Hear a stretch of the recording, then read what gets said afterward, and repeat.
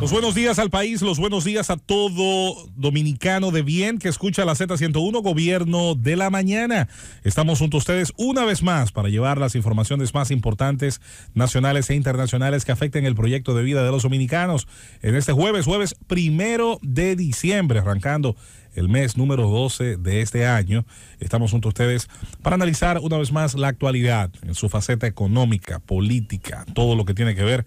con nuestro proyecto de vida, este Gobierno de la Mañana, y la programación de la Z101 da inicio a las 5 de la madrugada. En esta oportunidad a las 7, este equipo que cada día está junto a ustedes a través de los micrófonos de esta Z101, aprovechando las enormes capacidades de esta plataforma mediática de la Z, cuyas frecuencias compartidas cubren todo el territorio de la República Dominicana y más allá de los mares a través de las aplicaciones digitales z101digital.com y el portal z101digital.com,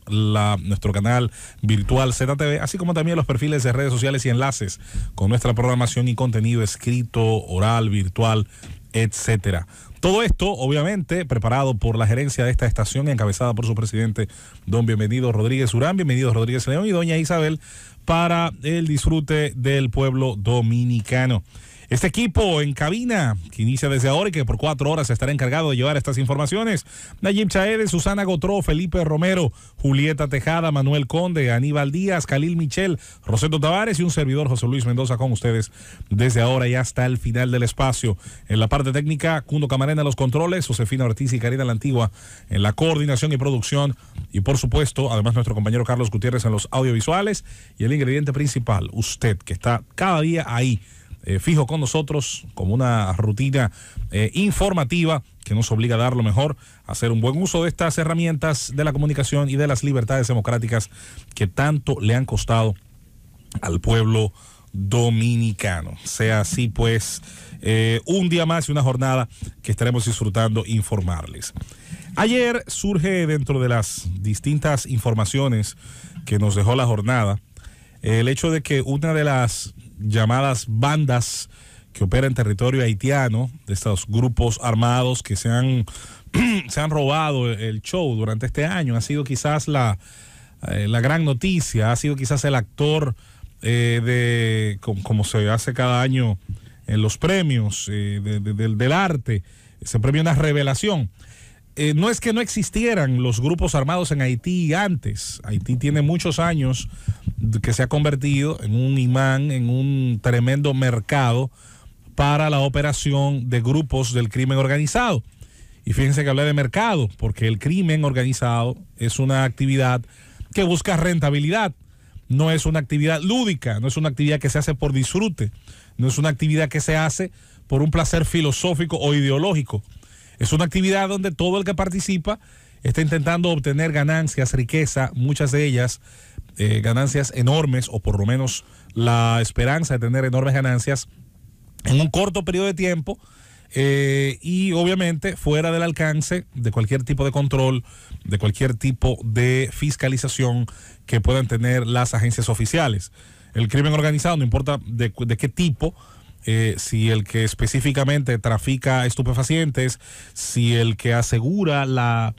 parte valga la redundancia, de la seguridad armada de las operaciones de la actividad anterior, o el que tiene múltiples actividades, porque los grupos de Lampa, hay que decir que no se han quedado estancados, han sido de las organizaciones humanas que posiblemente más se han adaptado y más han modificado sus actividades originales. Hoy por hoy, un grupo de crimen organizado internacional funciona de forma más parecida a cualquier empresa transnacional.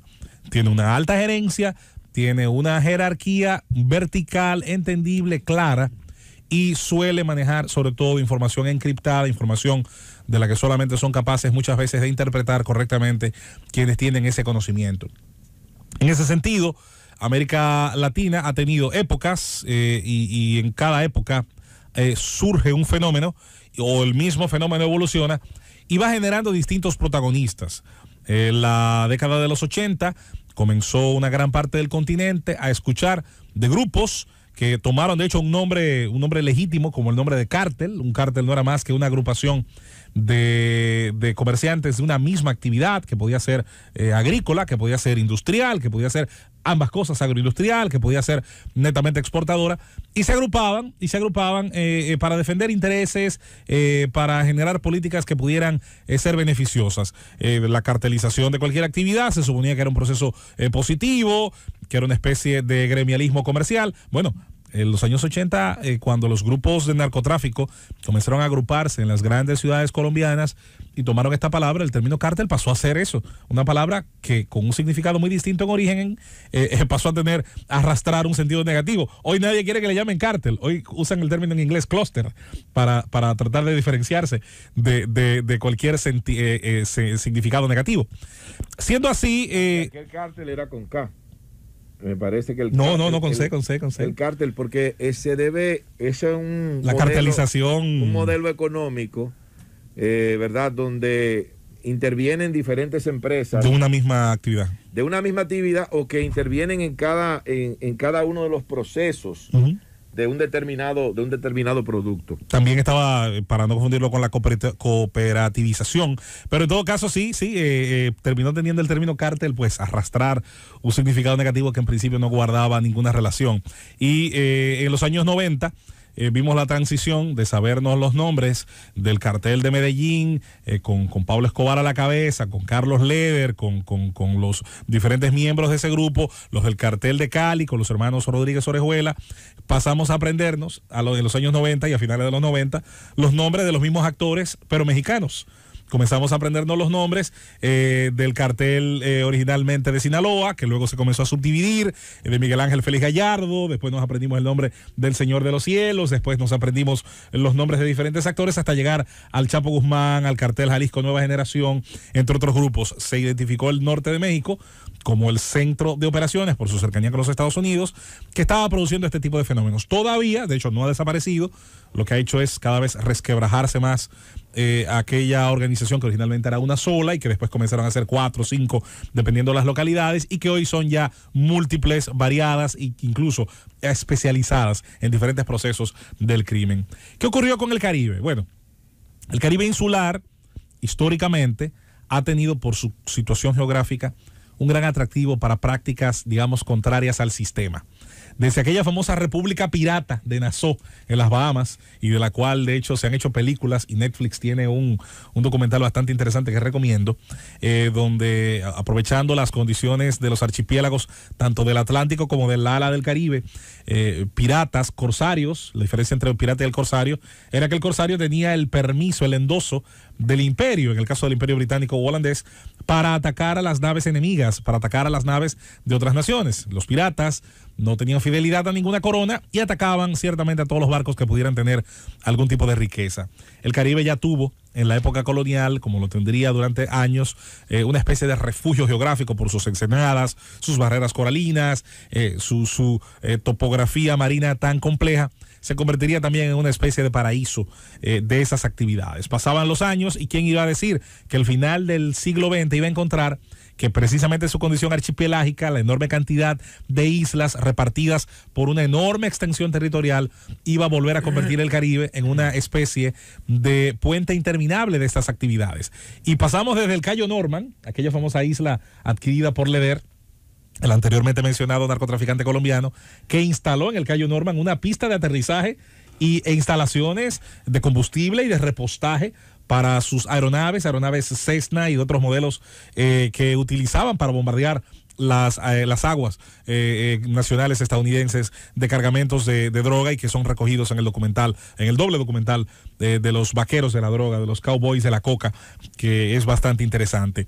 Dentro de todo este rumbo, la República Dominicana, la isla de Santo Domingo a la que pertenecemos, y Haití, que tiene un tercio de la extensión de la isla, se convertiría en parte de esta carretera ascendente hacia el mayor mercado consumidor de estupefacientes, en parte de ese trasiego. En el caso de la República Dominicana, aprovechando ciertamente su condición de ser un país que aumentaba sus exportaciones y que por lo tanto en sus terminales portuarias, cada vez de mayor volumen, de mayor traspaso de mercancías, mercancías estaban dadas las condiciones, podían darse las condiciones para también, aprovechando la permeabilidad, la porosidad de las instituciones judiciales, policiales y de las que supuestamente deben estar especializadas en combatir el trasiego de drogas, encontrar allí los espacios para sobornando, financiando, amenazando, asesinando, que el tráfico pues pudiera encontrar esa ruta. En el caso de Haití,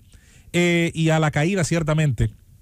de la dictadura de los Duvalier, y no porque los Duvalier fueran un faro de honestidad, que no lo eran, pero ciertamente el caos para cierto tipo de actividad, hay que decirlo, es más rentable. Una situación caótica como la que Haití vive hace décadas y que ha ido degradándose conforme el paso del tiempo, le ha ido dando cada vez más poder y conocimiento a quienes operan en el terreno, llenó a Haití de operadores de otros países, de países sudamericanos, de países centroamericanos, de norteamericanos y aventureros de todas partes del mundo, como si fuera la anteriormente citada República Pirata, pues encontraron en Haití el perfecto espacio de caos, de anarquía, de falta de control, supervisión, regulación, la ausencia de una autoridad que cubriera todo su territorio nacional, y ahí se convocan todo tipo de fenómenos del intercambio y trasiego de toda mercancía que esté prohibida, que pueda contrabandearse, que pueda adquirirse por la vía del robo directo, y donde ciertamente no parecen existir las capacidades de extraditar, deportar, arrestar, de que pueda operar una agencia internacional como la Interpol, que es la policía que se interconecta a través del mundo, los servicios policiales de cada nación, y donde pudiera, con un servicio de inteligencia, atacarse a este tipo de grupos. No, es hoy por hoy una especie de utopía. Y este tipo de actividad, que insisto, tiene años practicándose, entonces empieza un proceso de desbordamiento cuando, ante el crecimiento de este mercado y de grupos, comienzan unos a comerle a otros, a pelearle a otros, a combatir a otros por rutas de abastecimiento, por el acceso a las fuentes de combustible en esa nación, por el escaso espacio de carreteras que funcionan, por las terminales aeroportuarias que funcionan dentro, y obviamente ante la falta de una sola agencia que pueda ser respetada por todos estos grupos, la prevalencia del más fuerte. Cuando los civiles, que ya habían padecido muchísimas muertes dispersas, comienzan a sufrir ahora los secuestros masivos y la muerte, señores, de 12 civiles juntos en una masacre que ocurrió el día de ayer temprano, entonces es que el mundo comienza a darse cuenta de lo que está ocurriendo. Se comienzan a convertir en personajes de cierta celebridad. Jimmy Cherizier, alias Barbecue, entre otros nombres que comienzan a surgir y a entrar en nuestro ideario. No ha ocurrido, y lo decíamos el día de ayer, el año está terminando, no hay ninguna señal de que pueda realmente producirse ningún cambio, ninguna intervención hasta ahora de ningún tipo, ni militar ni humanitaria, ni llamándose de una forma haciendo la otra en territorio haitiano. Las bandas siguen matando. No van a entrar a la República Dominicana porque no son tontas, no van a salir de su zona de confort y no están diseñadas para enfrentar el ejército regular de ninguna nación. Se van a mantener dentro, donde están protegidas, donde pueden camuflarse y donde no hay hoy por hoy ninguna ley, fuerza, ni orden y mucho menos voluntad que pueda hacerles frente. Mientras tanto, el pueblo haitiano seguirá poniendo los muertos, y cuando decida no poner los muertos en la ecuación, adivine a dónde irá a intentar buscar no perder la vida. Ciertamente, qué ecuación esta donde la República Dominicana tiene, después precisamente el pueblo haitiano, todas las de perder. Llévatelo, Cundo.